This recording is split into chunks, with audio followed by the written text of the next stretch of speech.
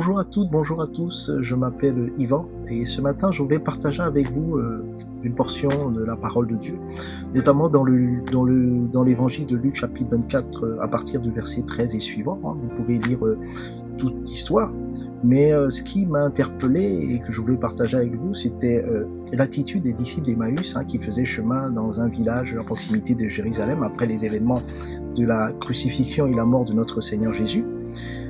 Dans le verset 16, il est dit, ils le voyaient, mais quelque chose les empêchait de le reconnaître. La parole de Dieu nous dit que, Dieu nous dit dans sa parole, Jésus nous dit, je serai avec vous tous les jours. Et ils étaient quand même tristes. La Bible dit, et ils s'arrêtèrent toute attristés. Est-ce que la tristesse aussi aujourd'hui, dans ces temps que nous vivons, nous empêche de voir que Dieu marche avec nous? Plus loin dans le verset 25, il est dit, alors Jésus leur dit, gens sans intelligence, que vous êtes là à croire tout ce qu'ont annoncé les prophètes. Dieu nous parle par sa parole. Il parle tantôt d'une manière, tantôt d'une autre. Est-ce que nous sommes aussi sans intelligence dans ces temps?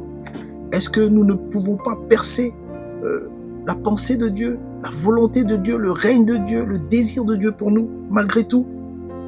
Et plus loin, dans le verset 32, il est dit, ils se dirent l'un à l'autre, n'y avait-il pas comme un feu qui brûlait au-dedans de nous quand il nous parlait en chemin et nous expliquait les Écritures?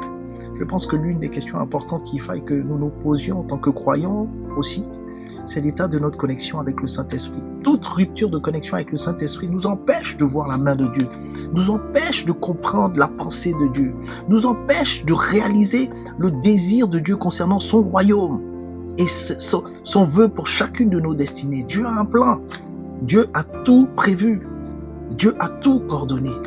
Mais où en sommes-nous? Sommes-nous des chrétiens ballottés à tout vent de doctrine ou ballottés par le désespoir que vit ce monde? Je crois que ce matin, nous devons nous laisser interpeller aussi parce que la parole de Dieu nous dit que Dieu nous bénisse, qu'il ouvre les yeux de notre cœur, qu'il nous délivre de tout ce qui va entraver notre communion avec le Saint-Esprit. C'est fondamental. Que Dieu nous bénisse. Bonne journée à vous.